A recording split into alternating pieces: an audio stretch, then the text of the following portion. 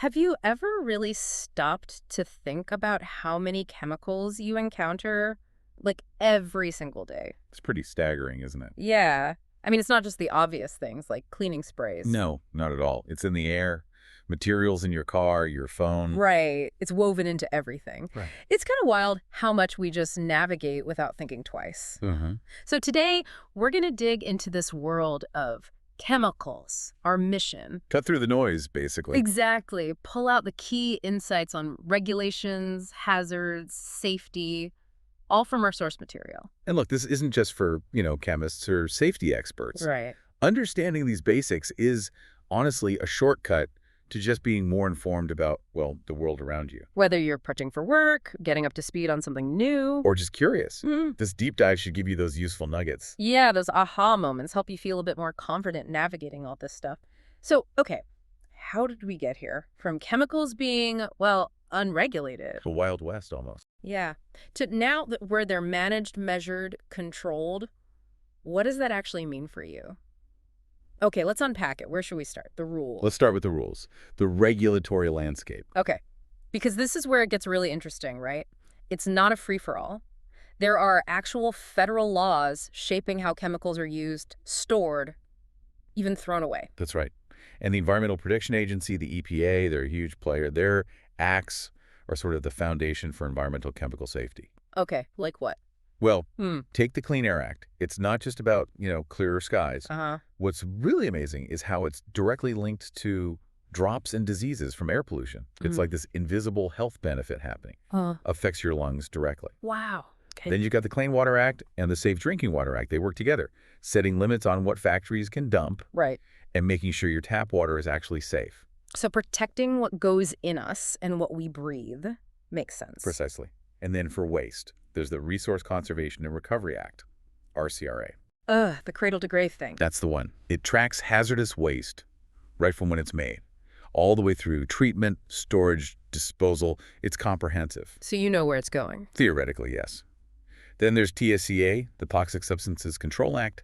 This one's critical because it forces testing of new chemicals before they go on the market. Ah, so a pre-check. A safety pre-check, exactly. A barrier against unknown risks. And finally, CERCLA. Most people know it as Super fun? Superfund, right? That's the big national program for cleaning up old hazardous waste sites. Dealing with the past, basically. Okay, so that covers the environment pretty thoroughly. But what about work, where we spend so much time? Who handles that? That's mainly OSHA, the Occupational Safety and Health Administration. Right. Their job is ensuring safe working conditions. They set permissible exposure limits, PLs. Okay, what are PELs? They're legally enforceable limits, like Right. maximum amount of a hazardous chemical allowed in the workplace air, usually averaged over an 8-hour day. And legally enforceable means? It means employers have to comply. There are penalties if they don't. Got it. OSHA also mandates process safety management, PSM, for really dangerous chemicals. Requires deep analysis to prevent big accidents, like explosions. Okay. And a really key one is the Hazard Communication Standard. People call it the Right to Know standard. All right to know. Yeah, it empowers workers. Employers must tell employees about chemical dangers, usually through labels, and these things called material safety data sheets, or MSDSs. So workers know what they're dealing with. Exactly. Crucial info for self-protection.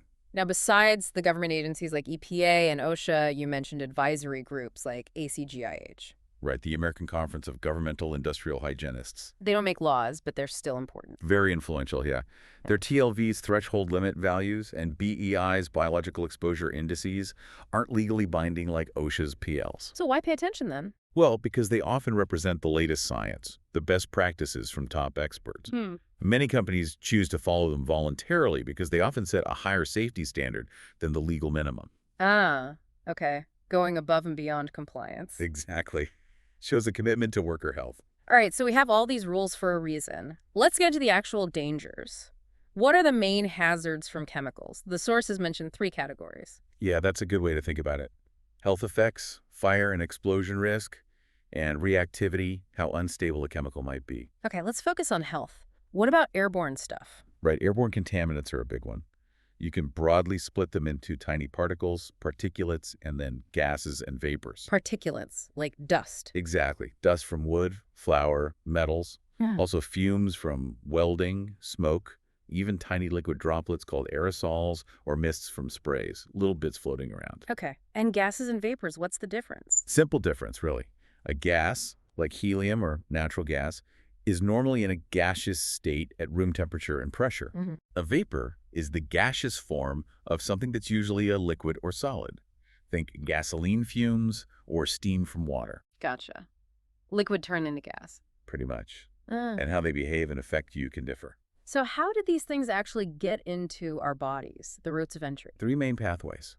Breathing them in inhalation, Okay. swallowing them ingestion, or they can soak right through your skin absorption. And which is most common. In workplaces, by far it's inhalation, breathing it in. That's why air quality control is so critical. Makes sense. And the effects themselves, they can be different too, right? Local versus systemic and acute versus chronic. Yes, really important distinctions. Local effects are damage right at the point of contact. Like a skin burn. Exactly. Yeah. Skin burn, eye irritation. Mm. Systemic effects are when the chemical gets into your bloodstream and travels around your body. Uh-oh. Yeah, it can damage internal organs, Right. liver, kidneys, brain, you name it. Right. Like a poison spreading internally. Okay. And acute versus chronic. That's about timing. Acute effects happen fast from a single short exposure, like feeling dizzy right after inhaling solvent fumes. Okay. Immediate reaction. Right. Chronic effects, though, develop over time from repeated, often low-level exposures. And the scary part, What's that? some have a really long latency period. The damage might not show it for years, even decades after you were exposed. Wow. That's sobering. So what are some of these specific key health hazards? Well, there's quite a range, unfortunately. You have asphyxiants. They don't poison you directly, but they push out the oxygen in the air. So you suffocate. Essentially, yes. Then there are diseases like pneumoconiosis. That's a group of lung diseases from inhaling dusts, like asbestosis from asbestos. Right. I've heard of that. And silicosis from silica dust, like sand or quartz. These cause permanent lung scarring. Nasty stuff. What else? Then you get into things that affect our cells and development. Carcinogens cause cancer. Mutagens cause changes in your DNA, your genetic structure. Which can lead to cancer too, or other problems. Yes. And teratogens. Those are substances that can cause birth defects if an expectant mother is exposed. It's really quite specific how these chemicals can disrupt fundamental life processes. Okay, so with all these dangers, how do scientists even figure out how toxic something is? This toxicity data. Good question. Obviously, we can't test on humans ethically, so most data comes from controlled animal studies. Right. 2 key numbers you often hear about are LDRs and LCRs. LD50 and LC50. Yeah. LDRs means lethal dose, 50%. It's the dose, usually swallowed or injected, that kill 50% of the test animals. Okay. And LCZRs is lethal concentration, 50%. That's the concentration in the air that killed half the animals, usually through inhalation. Why 50%? Seems grim. It provides a standardized benchmark.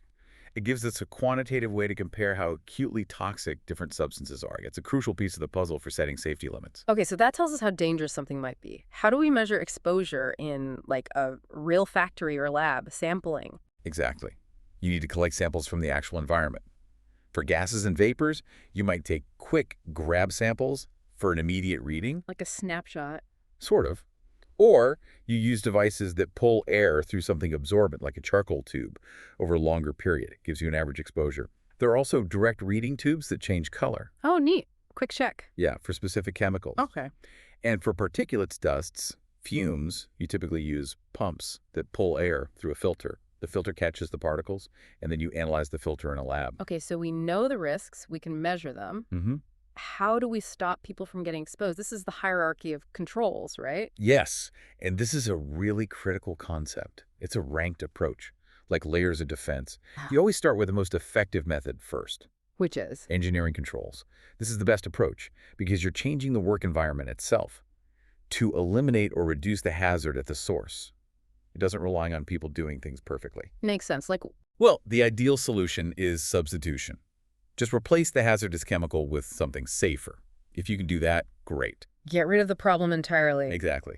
If not, maybe isolation or enclosure. Use barriers or things like glove boxes to physically separate the worker from the chemical. Okay. And a huge part of engineering controls is ventilation. But there are two main types, Right. a local exhaust ventilation or LEV. This captures the contaminant right where it's being made before it gets into the air people breathe. Think of a fume hood in a lab. That's LEV. It's much more effective. Okay, captures it at the source. Yes. The other type is general or dilution ventilation. That just brings in fresh air to mix with the contaminated air and lower the concentration. Like opening a window. Like a much larger scale, yeah. But it's way less effective for really toxic stuff because you're just diluting it, not removing it at the source. Got it. So engineering controls are top tier. What if they aren't enough or not possible? Then you move down the hierarchy to work practices and administrative controls. This is about how people work. Like procedures. Exactly.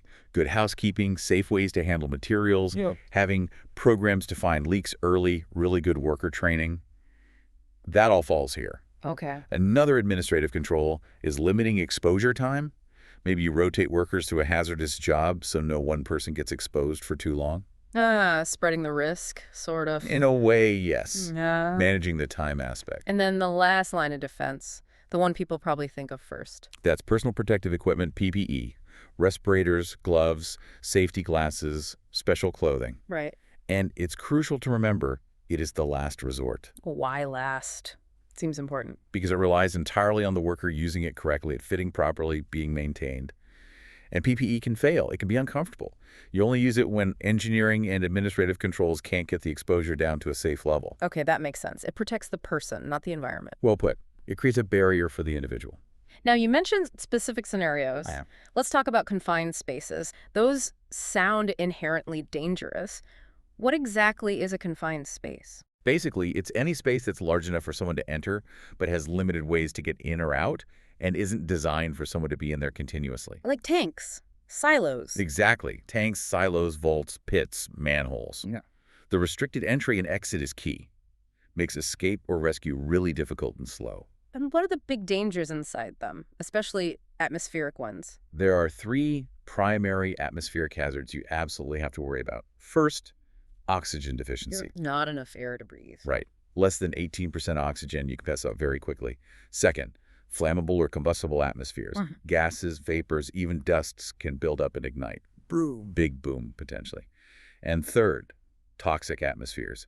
Dangerous levels of toxic gases, vapors, or dusts that can poison or asphyxiate someone rapidly. Okay, deadly serious. Which is why OSHA has specific rules, the Permit Required Entry Program. Absolutely mandatory.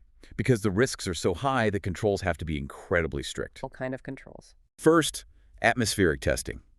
You must test the air inside for oxygen levels, flammability, and specific toxins before anyone goes in, and often continuously while they're inside. Checking before and during. Makes sense. Crucial. Then ventilation, usually needed to make sure the air stays safe. Also, isolation, Meaning? locking out and tagging out any pipes, valves, or energy sources that could release something hazardous into the space while someone's inside. Lockout to gout. Okay, prevent nasty surprises. Definitely. Yeah. And critically, you need an attendant or observer.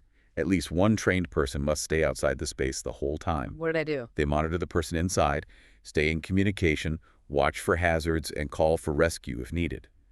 They do not go in themselves for a rescue unless properly trained and equipped for it. Right, don't create more victims. Exactly.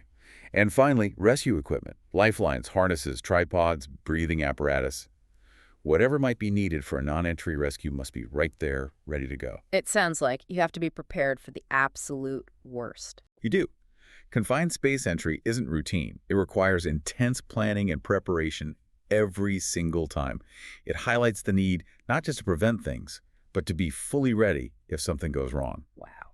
Okay, we have covered a ton of ground here, from the big picture regulations EPA, OSHA, down to the specifics of how chemicals can harm us, how we measure that, LD50s, sampling, and then the systematic way we try to control exposure, that hierarchy, engineering, admin, PPE. and even high-risk zones like confined spaces. Mm. So wrapping this up, what's the big takeaway for our listener?